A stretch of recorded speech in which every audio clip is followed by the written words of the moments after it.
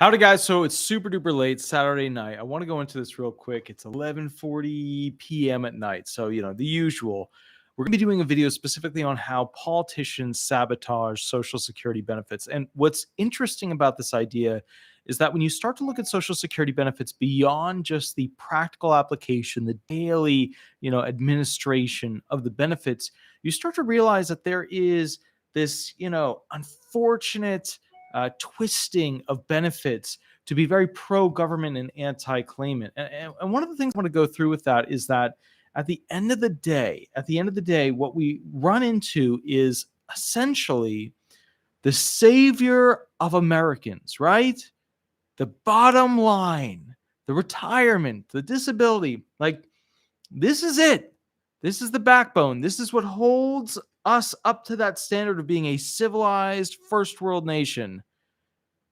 But yet we have enemies. And the enemies, unfortunately, have been, I'd say relatively, but de facto, they've been highly successful.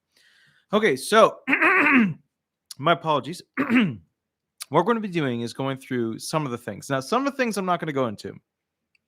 The taking of the funds, I'm going to be doing a whole video on that.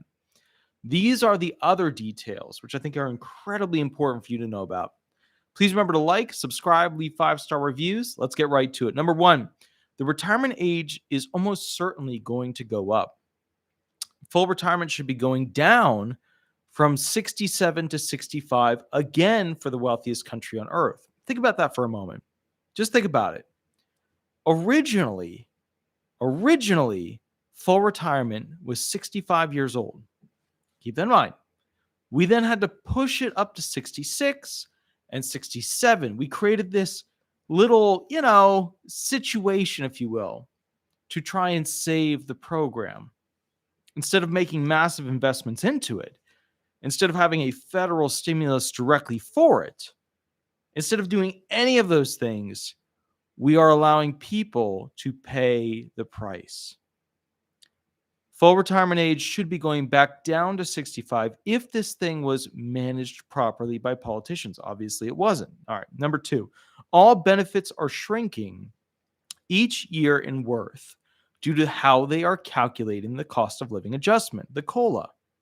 So retirement, Social Security disability insurance benefits, supplemental security income benefits, disabled adult child benefits, widow's benefits, ex-spouse benefits, all of those things are becoming less and less important because there's not as much money going into them as they should be each year as they increase in worth. And it's not just a CPI-W to CPI-E conversion hopeful situation. That ain't going to fix it. Not even close. It's the 35-year averaging algorithm that basically is the main problem, and nobody's talking about it. Nobody's talking about it.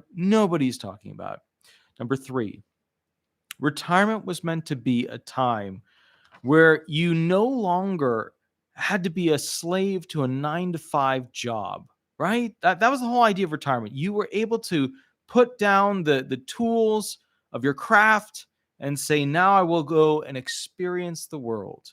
I will go travel to other nations. I will, finally work on those things on my dwelling to go ahead and make it what I want it to be. Cool. If you work until you are 67, right? Because that's the full retirement age. Good point to pick. From 18 years old, right? I started like 12, 13 because I started working on a farm, right? Because I grew up on a farm.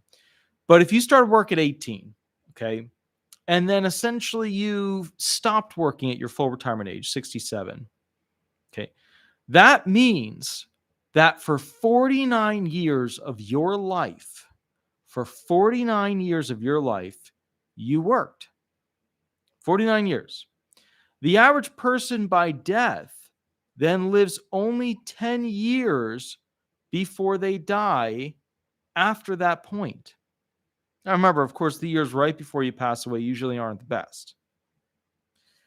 The average person, right? This average person we're talking about, they worked 49 years to 10 years of retirement ratio. Let that sink in. Just let it sink in. You worked 49 years to only getting 10 years of retirement And those final years of those 10 years were probably not in good health. So it's less. Is that a fair trade-off? Well, okay. All right. So 49 to 10, right? It's like a 5 to 1-ish kind of ratio. So you work nearly 5 times more than your retired years. Now, Asians live longer than Hispanics, who live longer than Caucasians, who live longer than African Americans, who live around the same length of time as Native Americans and Indigenous Americans. Now, Caucasians are around the middle length of life expectancy. Okay. Indigenous and African Americans, they only get around 7 years of retirement, something no one is talking about. Now, as we all know, women tend to live longer than men. They get the most benefit out of that retirement potential, but they have the offset issue. The offset, of course, being that they usually have alternative jobs, auxiliary jobs to take care of, ailing parents, take care of children, things like that. So what is the balance? Well, we have to study it more. So let's go through this.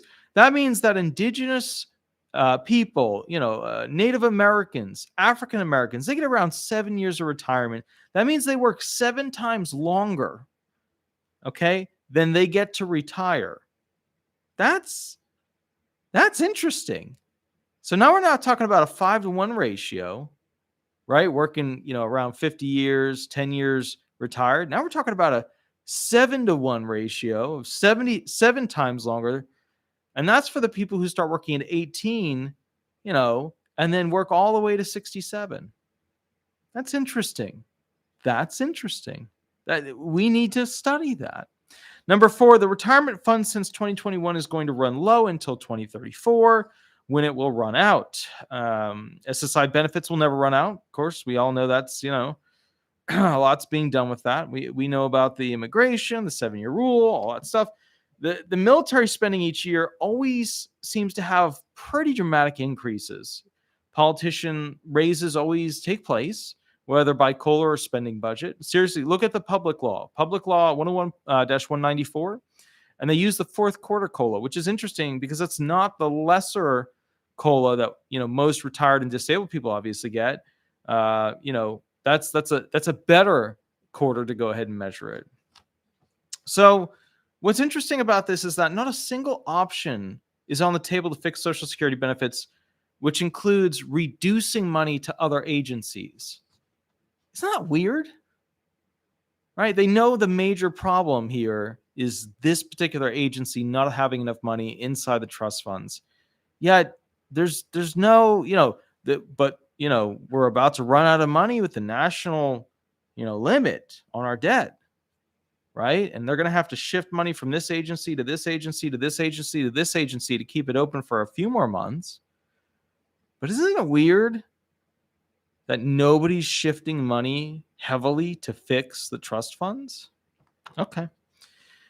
So the thing on the table right now, because the government is going to run out of money, and it did as of the 19th of January, and basically they're now shuffling and using these, extraordinary imminent techniques to save the accounting.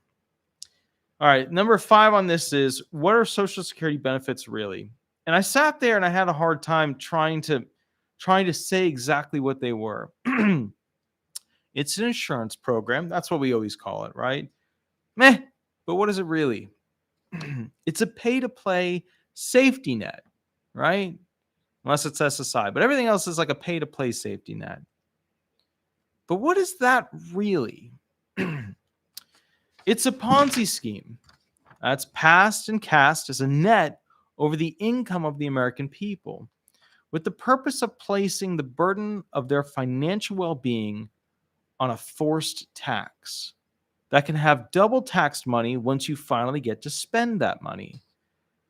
And that can be mathematically reduced by politicians with enough votes, which big one happened in the 80s with how they did their math, which is valued against hyper-fragile government bonds and is becoming a smaller and smaller benefit each year as a result of intentional pro-government, anti-recipient averaging math. That's realistically what it is. Almost 150,000 people have been laid off in the tech industry since post-COVID 2022. That's big money jobs not paying the 12.4% each month to the IRS. Okay. Now, I get that some of you love the left side and some of you love the right side. I understand that no matter what I say, we are heading as a nation into becoming that movie that is very similar to Idiocracy. And the problem is that our economy is about to be like a doghouse in the aftermath of a tornado. Okay. If we don't make money as a country, if we go into a recession, if you are a part of the group of people who believe we aren't already in a recession, then please recognize Social Security is going through another traumatic event. We're at the beginning of it. It's similar to COVID, except it's a recession. Retirement benefits at 100% are on the clock. Tick, tick, tick until it's only about 80% payout. And each traumatic White House economy leading failure that we have, we kind of get closer and closer to things not paying out the way they should. And I mean, that's the huge problem with these trust funds, right? They won't pay out the money they're supposed to. And over, what was it, from 1999 to like 2021 to 2022, 40 to 50% of the benefits that you're supposed to get, you're not getting. Like, you're receiving a reduced amount of what you should have gotten based upon what was passed by presidents back in the day, in the 30s, the 50s, and the 70s. Again, if you are in the comments saying the White House does not control federal government leases, federal immigration, federal international negotiation, federal foreign items going through customs, federal taxes on foreign items entering the USA, and treasury disbursements for discretionary items, then please, I beg you, go learn about them. You will learn that the greatest shifting power as to the wealth of the world, like the planet Earth, is handled at the White House. That's the main power source. Like, if you dial a knob this way or dial a knob that way, the most effect on planet Earth comes from the White House. So do the reading rainbow thing. Go learn about it. You can't be ignorant anymore because, they've run it into the ground. Most older generations, those 50s, 60s, 70s, 80s, 90s, 100, they didn't really pay attention as to what was going on. My generation is facing, ridiculous things like retirement at 80 years old or worse because of it.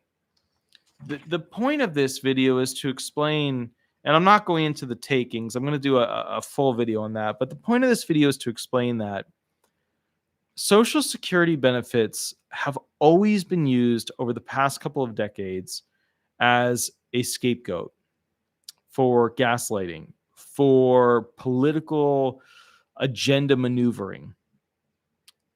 And the sad thing is that the government really has to be able to do two main functions, right? It has to essentially have a War Department, something that in case another country wants to be stupid and get into a fight, we have defensive maneuvers. And they're also supposed to make sure that we have an economic flow that results in the capacity of a person to live beyond their capacity to work while still receiving some form of benefits to keep a standard of living that is acceptable to the American dream alive. Right? That's the whole point of the government. Those are like the two main functions. Right? The war thing and the lifetime yada yada of the human being in America. Keeping the standard of living up because during the working time versus essentially when they retire, we have to take care of them. Wow. Thank you. Ryshock Ford, thank you. Thank you for the $20 donation. I really, really appreciate it. That's super awesome. I love the little pair with the little pair thingy. That's awesome. That's so cool. So, I guess at this point, what I would get to with this is that we have to pick politicians going forward who actually write legislation on both sides. the Republicans, the Democrats, specific to benefiting Social Security benefits. And one of the things that I really have learned after integrating and meeting and getting to talk with some of these politicians and their handlers is that many of them don't actually know how to write a bill. They have lots and lots of individuals who essentially create these assessments, these research write-up papers. Even the government has a whole division that's set up just to create these research write-up papers. And the weird thing about it is that there are even some politicians, and granted, they come from, the different side of town, yada, yada. And I get that. I get that. We need to have that representation in there too, because their voices need to be heard just as well. But many of them, reading and writing at the high level of writing law, it's not there. So a lot of people say to me, hey, well, why do we have all these attorneys in Congress? Well, that's because a lot of those attorneys that are in Congress failed at being attorneys in the legal field, or they sought more power, or they sought more money, or whatever. So the point that I would like to proffer to you, wow. Kevin Smith, thank you for the $4.99 donation. I love the pairs. Love the pairs. Those are one of my favorite ones. So that's super cool. I really, really do appreciate it. So the point I want to get at here is that it is with my preference that if you choose a politician, and you can choose whoever you want, that you choose a politician who essentially knows how to write bills, because otherwise all the politician becomes is somebody who sits there, listens at tabled meetings, and then basically goes to a fancy hall and yay or nays, right? That's what they do. Lifetime, benefits thereafter. So my preference to you is please pick those who have the capacity to actually do the work. I think that's a big thing. Now I'm going to be doing another 2 videos. One of them, unfortunately, like 35,000 Social Security numbers have been stolen through a security breach. We're going to do a video on that. And then we're going to be doing a video on what is the largest Ponzi scheme in America. A lot of people think it's Social Security benefits. It's not. It's not. We're going to do a whole little history thing on it. It's going to be quick, though. All right, guys, I'll catch you a little bit later. I hope you're doing well. I will be back in 5 minutes, and we will go from there. Thanks so much, guys. Alrighty. Bye-bye, guys. Bye-bye.